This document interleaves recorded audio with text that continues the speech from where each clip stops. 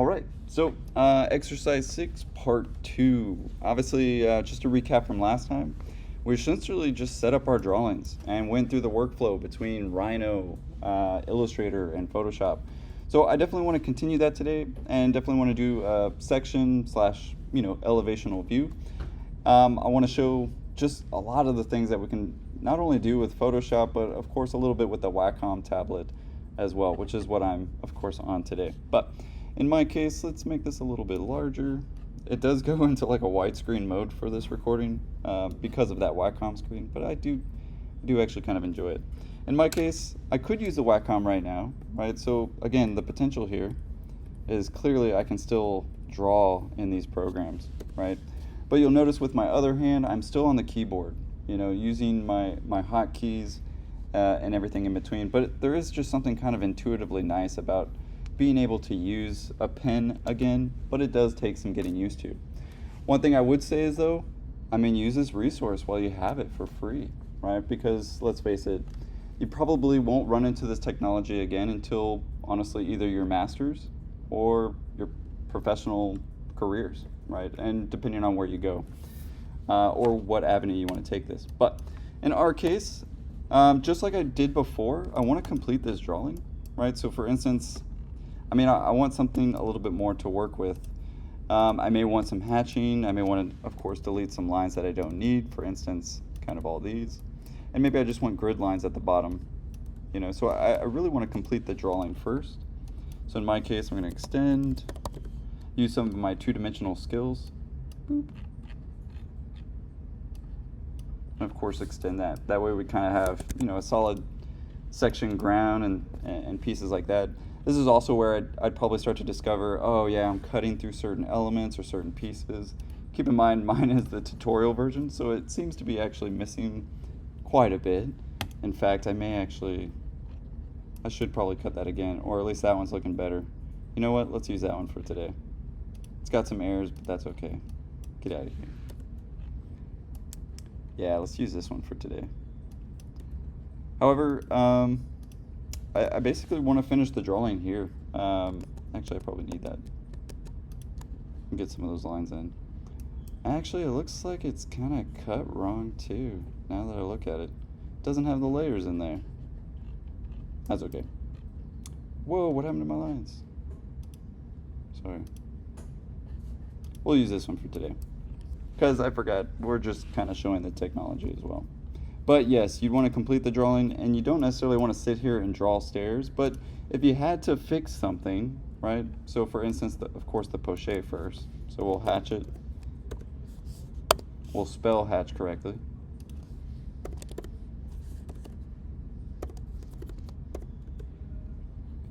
And in our case, it's actually found them by itself. It's pretty wild. I've never had to do that. But of course, you could pick the boundary yourself.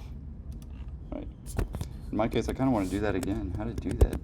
I've never done that in my life, to where it just magically found the right ones. And it goes back. Oh well, that's okay. But yeah, in our case, I'm going to pochette everything that will be cut.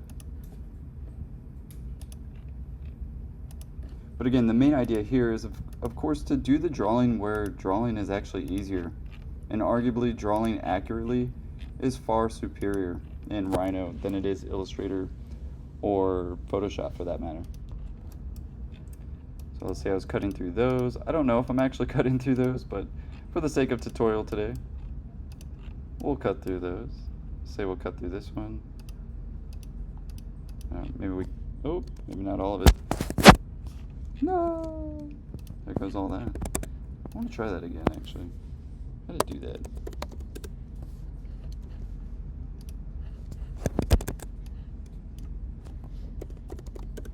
Yeah, it doesn't want to do it again. Anyway, it was nice.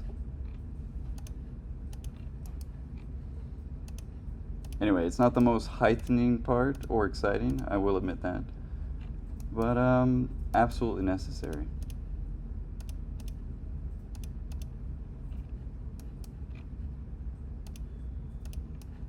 And of course, as easy as a click of a button in this program, whereas another, not so much.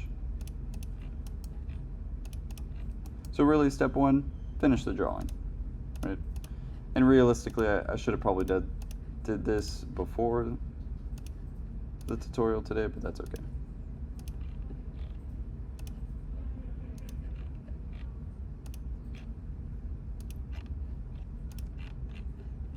Sweet. What I had originally, right? But yeah, just to get something solid, kind of get it into place. This is also where I can add people, I can add, and arguably a lot easier than other programs as well. So for instance, one of the sites, I don't know if I've shown you yet, I know I've shown probably some of you guys, is Pimp My Drawing. So if we go to Pimp My Drawing, pretty sure this is actually another architecture student, but what's really great is you can get Bernie Sanders Still Waiting, right? Automatically as a scale figure. You don't have to go in, you don't have to go trace him or anything like that. But what's really great about this is it comes in DWG and of course an AI file. Now we could put this in Illustrator, that is true, but it is harder to work with and it doesn't come into scale. As you'll see, it's based on the units of whatever these were actually made in, and upon discovery you'll notice some of them are made in different ways, right? Some are older, some are newer, maybe he got a little bit better, things like that. But in our case, maybe I'd want to grab a file. So in my case, I'm going to get a DWG. I'm going to put in my downloads, man walking, people. Get somebody, that guy looks casual. From here, once I've made that download, I type in import. Realistically, you can actually just drag and drop it too, and it'll automatically import, but I'll take that DWG. And again, I don't actually know the units, so it doesn't make sense. I'd have to know the units that this was built in. Not a big deal. I'll bring it in. It'll probably be gigantic. But what can I do? I can scale him, right? Actually, let's try that again. Put him off to the side. There we go. But I do believe it comes in grouped. And of course, we need to make him entirely smaller. He's a giant. Look at that, the size of my paper. In my case, fake it till I make it, right? Or be absolutely accurate, right? Don't get me wrong, put him out here. We got some context now. And let's say he's a 6 foot man, so I'm gonna draw a 6 foot line. 6 foot. Wow, he's gotta get a lot smaller. All right.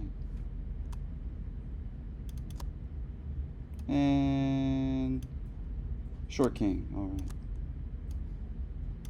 There we go. He's not Wembanyama, but he will do. I would say normally in architecture we don't have this much detail on our scale figures, by the way. So very often what I would do first is actually either eliminate this layer. As you can see, it's kind of two different layers going on there. So it does import these layers, right? So for instance, you might have to find them, but of course here they are right here, inner and outer. So some of that you might just be able to turn off, right? And of course there's a nice scale figure. Arguably way easier to do than say Illustrator or Photoshop even, because now I can just hatch him and of course fill him in. Although he kind of looks like he's got short legs going on there. So I don't know, maybe not the greatest scale figure to say the least. Maybe we do want some of that detail, but it's entirely up to you. We could go Chronodal style and just go with like kind of a dark outline as well. So that's okay too. But in my case, I could also add some trees. I think he's got some trees in here in elevation. He's got trees in here in plan. You don't necessarily have to pay for them. He is really nice. He gives us definitely some free ones, so definitely not too shabby there. Bless you. So we'll get a tree, we'll get a scale figure today. And obviously I want you to be imaginative with the context, right? You don't necessarily have to make it a scene. However, don't go too imaginative. We don't want this. I actually had a student do this one time. He put it on Mars, and I was like, dude, let's be at least somewhat realistic, right? But it's true, you can make just about anything. However, let's face it, in Studio we don't do a lot of projects on Mars. So, but let's import that one. Put this guy on there. Gigantic tree, usually. Trees are pretty subtle. I kind of fake it till I make it in terms of scale. At least a little bit. And everybody knows the best trick about trees is to essentially copy them, paste them, and flip them around. Make them a little smaller. And nobody has to know that this is actually the exact same tree. Right. We'll have that one cut off the page maybe a little bit. You know, add some freehand 2 flare. I'll just trim that right off. And arguably this is definitely why I use Rhino instead of doing this in Illustrator, because man, the trim feature is heavily underrated. And let's get another tree in there, kind of off to the foreground maybe. Keep in mind that just because in this view, right, if it's an elevation or section, I see this far too many times. Some people try to put smaller and smaller and smaller and smaller and smaller trees as if they're experiencing a perspective. That is not true in an orthogonal view. It's all parallel, right? So we're going to see the true height of, even if that tree is 100 feet away, it's still going to be, of course, the same height. Now, will we change maybe its line weight? Absolutely. But again, just kind of want to give some reminders, just because I see it all too often. But that's actually looking pretty good, and something that we can work with, right? Don't get me wrong. Now it's all done in one spot. Now I can take it to Illustrator. So I'm not going to rehash that so much again. I'm just going to try and do it really quick. So we're going to File, Export Selected, turn into an AI file. So a little bit of Part 1 review. And we'll do Part 2 lines. Because essentially we want to make a coloring book for Photoshop. Just like I was mentioning yesterday with the floor plan, we'll essentially do the same thing with all the drawings. Right, so in my case, export. We'll go to Illustrator. We'll open that bad boy up.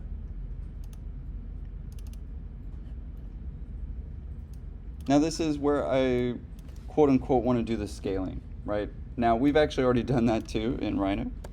So again, just a recap. We got to line it up with that artboard. So we'll set it to an 11 by 17, double check. Oh, good thing I double checked. 17 and 11. Tabloid size.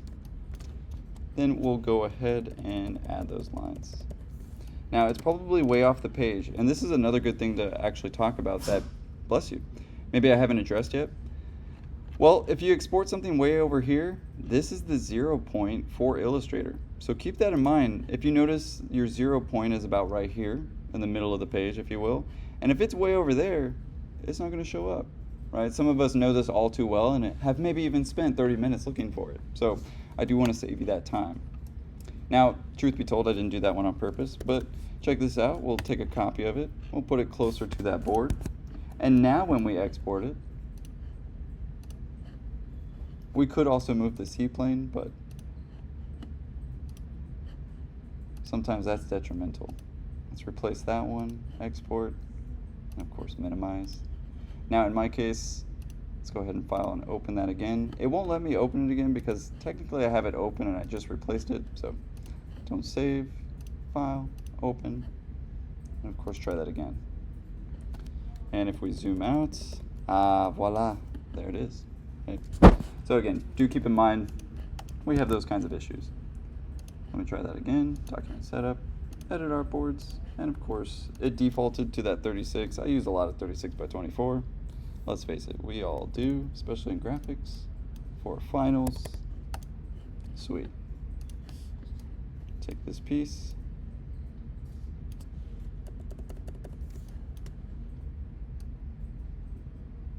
Nice. So again, a little bit of a review, but just to recap, there's a reason I do this, is because it's so important to do this in one program, guys. Don't try to be a hero. Use the program for what they do the best, right? Of course, Illustrator does line weights, arguably the best and the fastest. So I'll take each one and of course change them. Green lines, are you kidding me? Get out of here.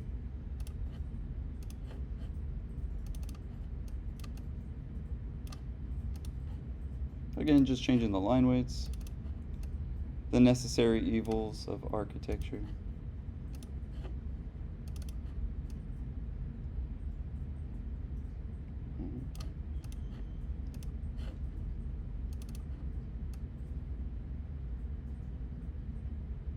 Kind of like that one thick. Get that fill, perfect. And as you can see, I can line and layer my entire drawing in seconds. Let's go with like a 0.33 for that. And we're good. So, I mean, don't get me wrong, I would dial that in maybe a little bit more. You know, this layer is looking a little dark to me, actually. So I'll select all of those, lighten it up a little bit. Right, you'd want to dial those things in. As hypercritical as I know we can all be, of course, in architecture. But more or less, we have, I mean, nothing against Professor Kernodle, but again, line weight can do a lot, right? And he's actually a really good encourager of using no color whatsoever and no poche. So keep in mind, every professor does have a slightly different style when it comes to computer graphics. But what I'm trying to say is we can use these programs for everybody, right? Regardless of which style that you're trying to develop. But we're pretty good here. So next, as you guys know, we just dragged it right in. So we'll do a new file this time, 11 by 17, and I'm going to go big this time with 400 DPI. I want it to be nice, crisp, and clear. Aw, man, it shows the wrong size. It's okay. Image, canvas size, and of course we can flip that, right? So 11 by 17. Yes, proceed. Keep in mind, I don't know if I've said some of these things as well yesterday or the day before, but spacebar enables us to pan, and Command R, we can still use our rulers and tools like that. So again, just always being able to verify where you are, where you're at, those kinds of things are always great. So I'll take the whole piece. In fact, I think you can actually just go to Edit, Select All, but I just do it the old-fashioned way, select all of it, move it off to the side a little bit, make sure you grab a line, and drag and drop. Automatically turns it into a smart object and freezes my computer. Don't freeze. This is why you shouldn't screen record with 3 open programs that are very demanding of your computer. That, and I am running on 3 different screens, so actually now that I think about it, it's doing pretty dang well. Anyway, there it goes. In my case though, you know, it got most of it, and it kind of left the rest as a white space, which is perfect for today. But more or less, you could also file, I forgot to mention yesterday too, you could save this and export it as something that opens in another program as well. So keep in mind, Save As definitely has like vector types for Illustrator, but if you go to the export tool, there's actually a lot more too, right? So if you actually needed it in a BMP, for goodness sake, not that you would ever have to, but you could turn it back into a DWG or DXF and open it up actually in this program. So for instance, if you wanted to change that line weight and bring it back to Rhino real quick for some reason, you could, right? You turn it back into a DWG, still gonna have all of its layers. So I just wanted to make sure that I actually cover some of those minute details that are often overlooked, right? Or we kind of just build up a kind of an immunity, if you will, for what these programs do, and we never really question or ask why, that, oh, that's how the program works. But anyway, I just wanted to explain some of those things are really useful in terms of going back and forth between these programs and the workflow that I'm demonstrating. So in our case, let's get to the fun part. And let's face it, I'm kind of a Bob Ross kind of guy, and let's face it, he doesn't start with the foreground, he starts with the background. So one of the best elements that we can start with is really the sky. And I do want to cover, of course, a couple ways to make the sky, but very often what I do is make my layers. So I'll make a sky layer, I'm going to get my poche layer, you know, just everything that you know that you're going to use. I'm going to maybe use background foliage, right? So like, I don't think I spelled that right, but that's okay. It's just for me. Maybe some grass. Again, just anything, because you really do want to separate these, because let's face it, you might go back and go show this to your professor or your client and they go, oh, I don't like it, change it please. I think that steel is too orange, can you make it more blue? And you're sitting there doing the entire drawing again rather than just changing a layer, right? So it is quite the game changer, especially for all the changes that we can experience in studio and of course from our professors. In our case though, it's looking pretty good. Let's start off with the sky. So 2 ways, arguably the easiest way is to find a sky, right? So for instance, I kid you not, go into Google Images, and there is kind of a trick to it. So if I say sky, flat, and texture, Texture and materials seem to be kind of the key word that actually brings up something pretty nice, right? Because after all, we're doing an elevation. We don't want a perspective view. We also don't want that, right? Because, well, that's a little cartoony and unrealistic. But something that we could possibly work with, uh, let's go with real. That way, of course, we can get some real skies.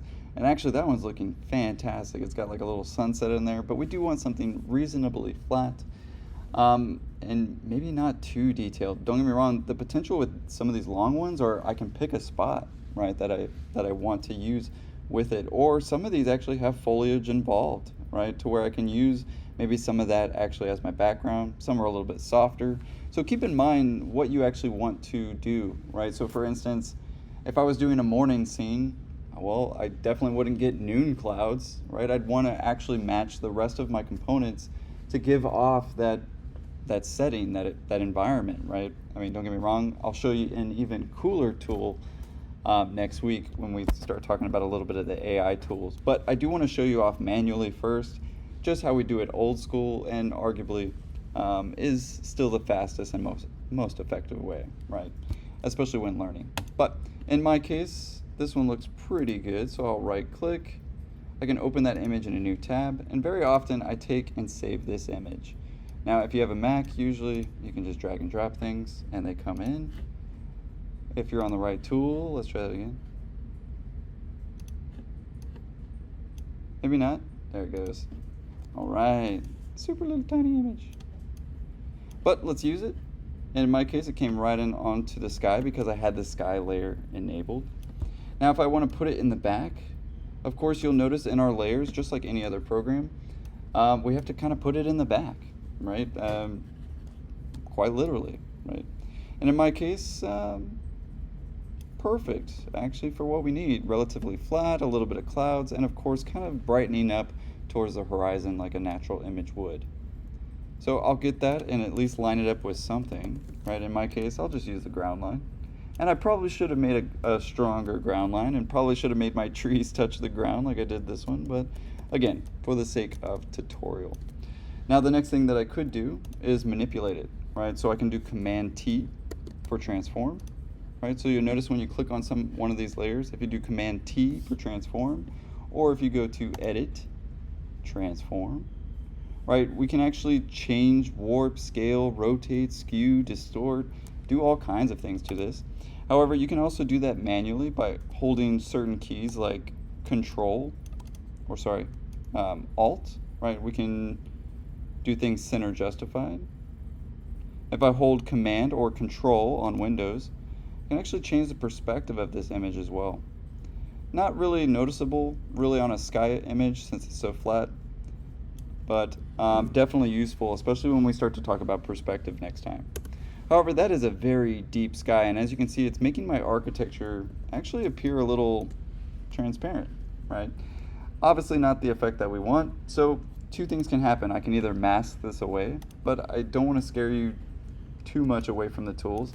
We can also just erase some of these elements from the sky layer themselves, or add to the architecture itself. So one way that we can do this is, of course, well, I'm going to take my vector and I'm going to rename this to lines and basically just change that. So I mean, there's a couple things that I can do off the back. I did mention this is kind of like a coloring book, so we can use actually a fill bucket tool, right? In our case, mine's not set by default, so I got to find it real quick.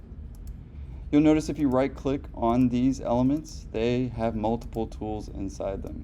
To be fair, I've never sat there and just memorized them all, so I unfortunately have to do this from time to time. But under our gradient tool, for some reason, is a paint bucket tool, which is really great until it goes, hey, you can't use that, there's no layer selected. So do make sure that you're actually on a layer before you try something. And then once you do, it'll go, hey, this smart object must be turned into a rasterized image first. Well, that's great, let's do that, right?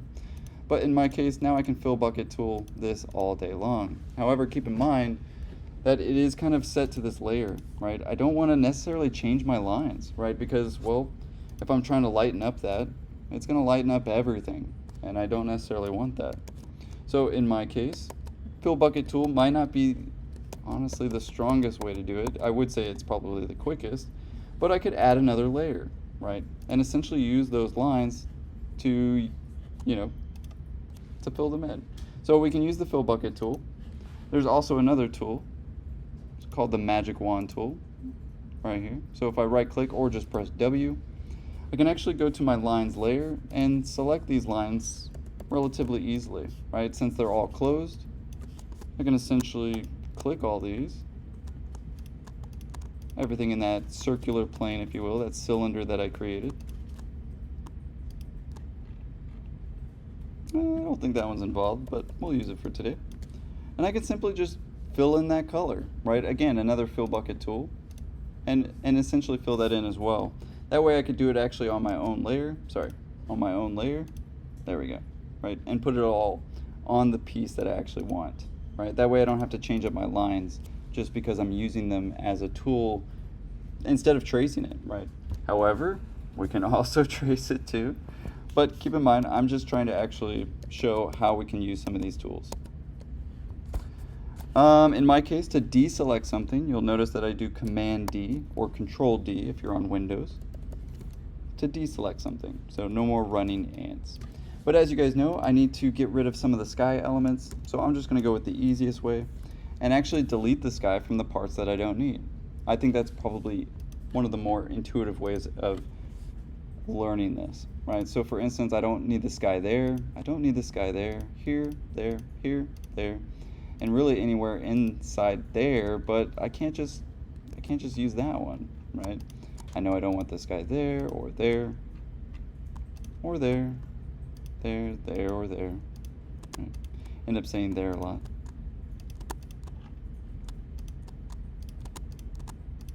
But what I like about this is that it's pretty intuitive. I know that I don't want my sky to go through some of these elements. So I'm just holding shift and essentially clicking on what I don't want the sky to be. Sweet. Let's say I was done. I could do it all in one swoop, if you will. I can hit the letter E for eraser. I got a really big eraser going on. But as you can see, I could take the sky layer itself and erase it. And arguably the fastest and most intuitive way, I think.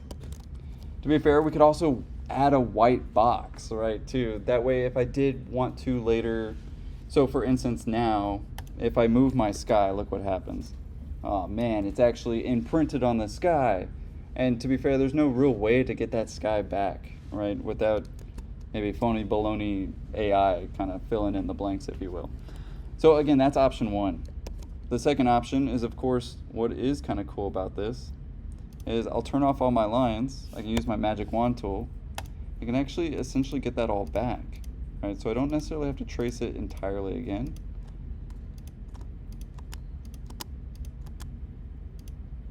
I can click it again, right? If I wanted to essentially save that piece. Oh no! I can also deselect something. So if I hold Option or Alt on Windows, right, I can deselect something as well. So again, just trying to explain these tools in the most productive way, right? Because, well, we use them a certain way, for sure.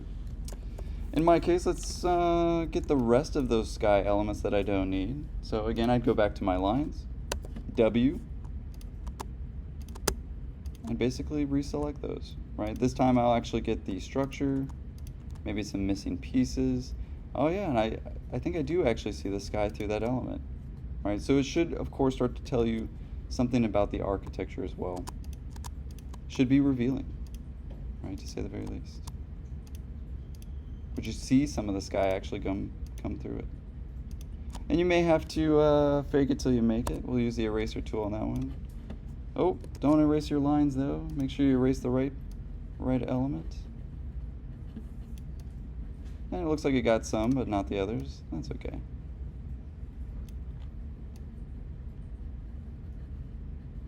And of course you can tell which ones it got and which ones it didn't. That's okay.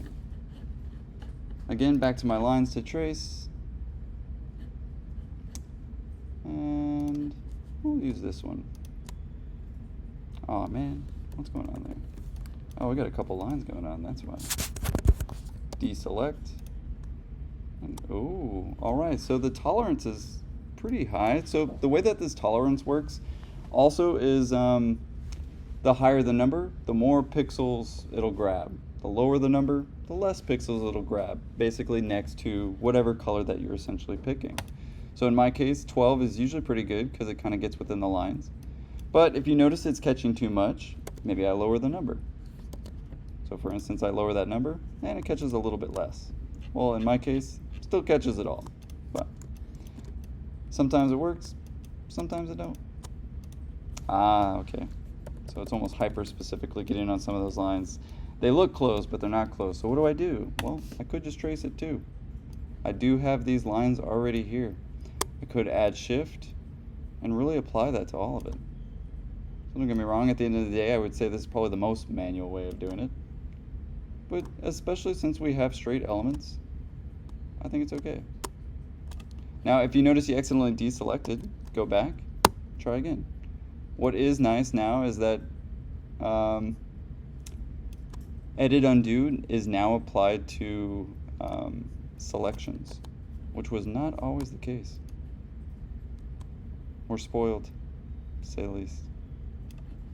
But again, erase if you must, or add white. So I can either brush in white or, again, just erase the sky in this case. But for the sake of tutorial, it's starting to really get there. And let's get some poche at the ground, right? Let's get maybe some of these trees involved. To be fair, I could do that pretty easily. Take the whole piece, erase. Oh, don't erase your lines. I'm always doing that myself. Oh no, I got outside of the lines. That's okay. Can't really mess up. Now this is where the Wacom might come in handy actually, because it is a little bit more intuitive to actually just do this a little quicker, and of course on the screen. It does move a little fast, so I don't want to scare anybody away, but it is kind of nice, especially just kind of an intuitive nature, especially if I'm doing something kind of hyper specific, such as maybe erasing these things. So I can use the button on the pen itself as a right click, easily change, and again, what's actually kind of nice about this, I can hold shift and make it a perfectly straight line. So in my case, I'm just erasing, but erasing artistically, to say the very least. You guys know me, I like a little bit of that Toy Story 4 error in my drawings, because I don't want to necessarily make it look like a computer drew it. And to be fair, that can be really hard in the very beginning, right? Especially learning these tools and going, man, it looks like the computer drew it. It doesn't look like a human drew it. And of course, we want some human drawings. So we could do this a little bit more intuitively. So for instance, like this, you could. Although that would be painstaking. So I would work smarter, not harder. Right? In our case, I've got an open box though. So I might have to actually do that by hand. Or use some tools, right? So for instance, I could use a brush, right click, and I'll share some of these brushes next time as well. But I've got actually this one called Dig Sketch. You can actually probably look this up, Dig Sketch -brushes 2021. But it's got all of our microns, pencils, our markers, and as I was mentioning yesterday, a lot of other extra cool tools. But try them out, because they do offer something a little bit different that arguably starts to give it that freehand look that sometimes we're looking for. And of course, now we can use our freehand skills that we learned with either myself, Escamilla, or Professor Ryzen.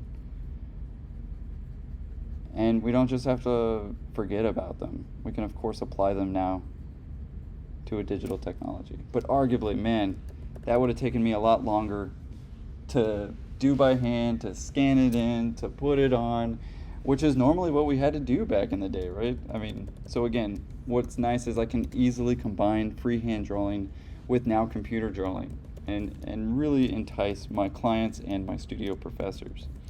The next thing we can do though is really dial this in and start to make it look nice. So that is a very dark sky. I would say something like this is a little bit more appropriate.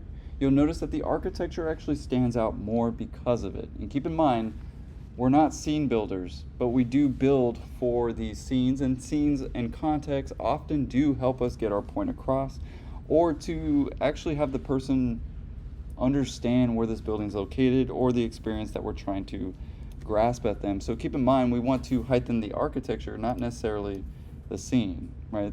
And don't get me wrong, that's very heavily saturated and arguably just too much color going on. However, we can dial that in as well. So I can go to image, adjustments, and do all kinds of things. I would say these tools kind of go in order, by the way, as well. Often the levels, the curves, and exposure and brightness are really my top 4 tools that I use. But if I did need to make it black and white, or change the color, or replace a color, we could definitely start going into some of those things. But I would say the best thing to do, guys, is take a look at it for yourself, right? See what each one kind of does. For instance, an inversion, right? I mean, there's a great way to get an apocalyptic sky going on, right? Actually, I kind of like it. I think I'm gonna go with that today. But clearly, this is what I mean by test some of those things out, because, well, you don't know. And to be fair, if you didn't like it, you can go back too, right? Using Command Z. So I think maybe one of the hardest things about these programs is you often feel a little overwhelmed in terms of the amount of tools that we can use. So again, just to kind of recover, we've only used about 3. The lasso tool yesterday, the section tool today, a little bit of a more paintbrush today, and a fill bucket tool, and arguably maybe the magic wand. Those are really all about the ones that I use, at least in terms of Photoshop. But we'll try to make it a little bit more advanced as we continue. Sky's looking better. Maybe we get a little bit more of the background or the foreground elements, and maybe I actually draw those in. So in my case, I do have a background foliage. Let's go ahead and do that. In my case, I'm gonna have it in the background, so I'm not too worried. And let's freehand it. Obviously, I can also use, instead of a polygonal lasso tool, I can use a regular lasso tool. So if I wanted those mountains in the back and I wanted to be a little bit more Bob Ross. Now you'll notice I go straight through my architecture on this one, but I'm just holding the pen down and kind of sketching along. Now if I hold the space bar, of course, I can move that and continue. Oh, but I have to hold shift, my bad. There we go. But I essentially want to complete this drawing, go all the way back around. Oop. Oh no, I accidentally closed my drawing. That's okay. Let's try again. Oh, that's a little too much. The great part is, unlike freehand, I can't just do edit undo. So we'll put some background foliage and again go all the way around that map. Now I'd go to this background layer, I'd maybe get my brush involved, so I can hit the letter B for brush, right click, and change it up. Maybe get a marker involved. Can change that angle, by the way, as well, which is really nice. Can change the opacity, and of course the color. Man, the things I wish I could do while I was painting, right? I mean, my goodness. But in my case, it got rid of my selection, my bad. That's okay. Let's get some of that in there. I like to do it at an angle. As you can see, you can't really see my lines, but I kind of love that stuff that happens, those anomalies. Because again, it starts to make it look a little bit more real. Add kind of a dark layer at the bottom.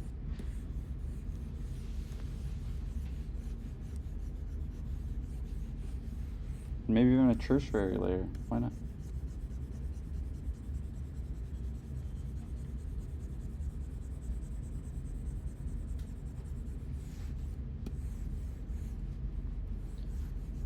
I just like the things to be complete. Honestly, I'm not even going to use that part. Could change the opacity or even the flow or smoothing. Right, if I really just wanted to go Bob Ross on it and get kind of the shade and shadow elements. Now, it does require me to know a little bit about the shade and shadow of a mountain, right? I got to kind of know that the hot spot of that mountain, sort of the dark spot. Right, so your artistic skills will be challenged. It isn't going to magically make you into an artist, but it might. It might teach you even more about art. But something like that, let's face it, I would have had to do that with markers. I would have had to bust the markers out, get everything done, get it all scanned. But again, I can do it right on the board, right? So that's looking pretty good. I can deselect that and actually force it to the back.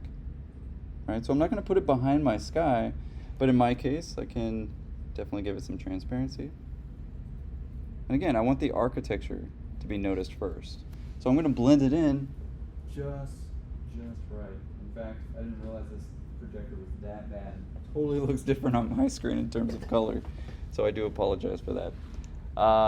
But as you guys know, we're changing the room up for the better, so bear with us on that one.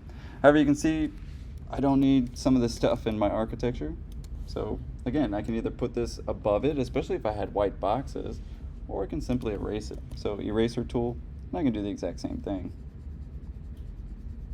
Now that I would say maybe be the more difficult way. I could also lasso tool it first. So for instance, make it easier on myself. So I switched back to my mouse real quick. And I'm actually holding my pen still, just in my hand. Double click to, of course, close something, and of course erase it. Oop, my bad. E for erase, and of course that makes it a little bit easier. Come on. There we go. That way I don't have to worry about accidentally erasing the rest. Deselect, and we've got another added layer. Now the poche is not, we don't typically show poche as white. Typically we do show it in a darker element. That way nobody confuses me for cutting this tree in half, or, you know, this guy in that case. But in my case, I'm just gonna fake it till I make it. We're gonna use a ground. Sweet. And I'm just gonna trace that line real quick. Boop. I can hold shift to, of course, maintain a orthogonal straight line.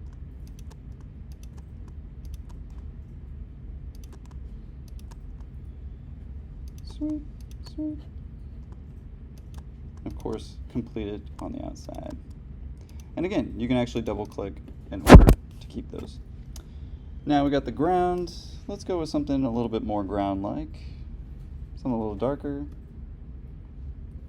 Kind of a warm tone to it. I like that. Again, I'm just going to brush it in. So B for brush. I can even marker it in. Very similar to how I would on a drafting table, if I did want to do it that way, if I was really going for that look. And I would recommend it. I would almost argue that there kind of should be this fusion between the physical and the digital. But again, I can hold shift, and I can really maintain this straight too. I mean, don't get me wrong, it depends. What I would say is definitely maintain the same angles, right? Unlike what I just did, right? Obviously, I just wanted to show you that you can do both, right? Both straight lines and horizontal lines. But something like that is starting to look pretty nice. So I'll deselect, and if it's a little too heavy, again, we can take it back. But again, there starts to be this really nice realism to it. Again, I'm not trying to overdo it, and very often you'll see that I'll apply something and then actually bring it back a little bit.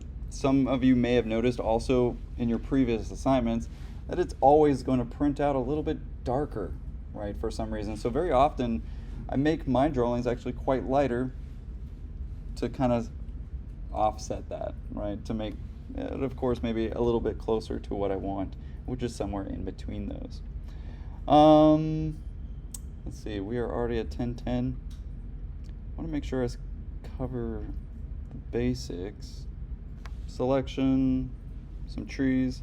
Don't get me wrong, we could also do realistic stuff. So don't get me wrong, this is kind of like a half cartoony, half drafted, half a lot of things, right? I would say it's a little bit more computery, but has this digital style to it. But there is far more styles in, of course, architecture. And we can go for kind of a realism, if you will. So very often, at least definitely back in the day, I mean, we just used a real sky. We could use real trees and elements as well. So trees, and again, if I type in material or texture, well, I don't want to put or, but I'll put texture. And very often, we'll get something a little bit closer. Another nice tool is PNG. If you type in PNG, very often we kind of get these already stock photos, if you will, both in plan and of course an elevation, and that's actually looking pretty good. However, be careful, sometimes it's not actually a PNG, but in our case, upon dragging it, see, that's not a PNG, right? That background's not gone, but of course from here, we'll see that it is actually a PNG.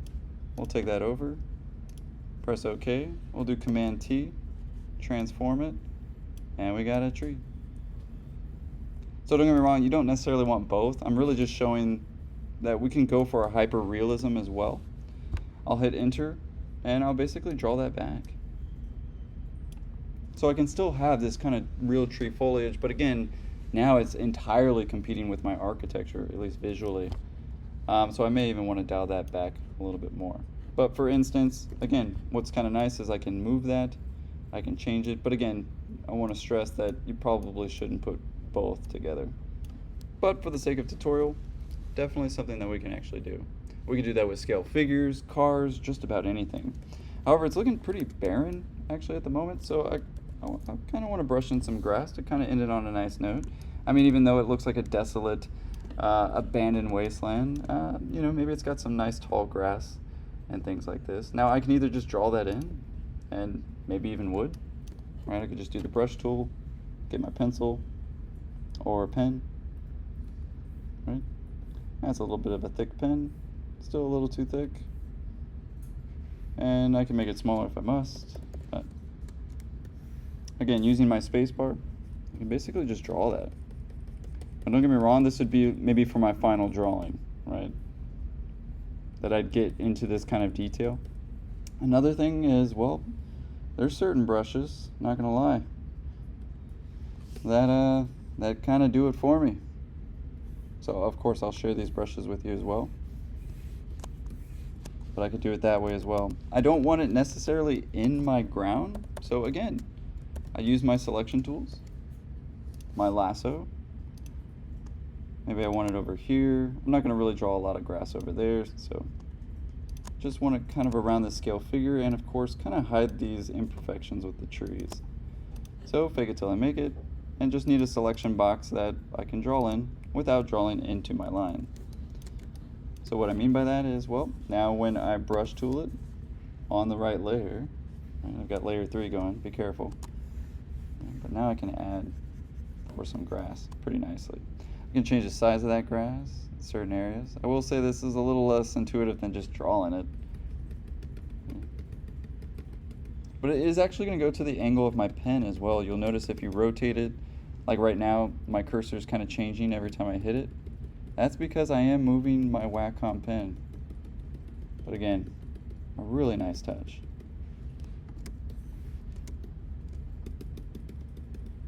Oh, kind of messing my architecture there. But again, it's not going to get it into that post-shade ground. And we can hide stuff like that. Maybe not so much like that. Maybe we got to make bigger grass. All right, wait, not that big. I guess I clicked on the wrong one. Boop. There we go.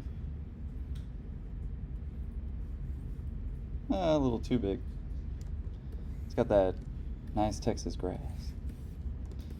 Give it some variation. Some big ones in there. Of course, we can change the color. Right now, it's going on a gradient scale of black, but you know, if I did want it to be apocalyptic green, totally could too.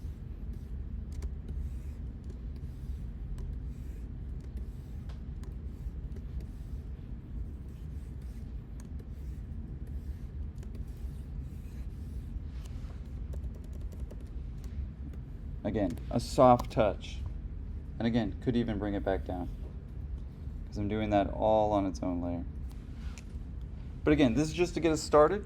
As you can imagine, we already did the floor plan. We did a little bit of the elevation. We went over a little bit of the tools, and of course, recap that workflow as well.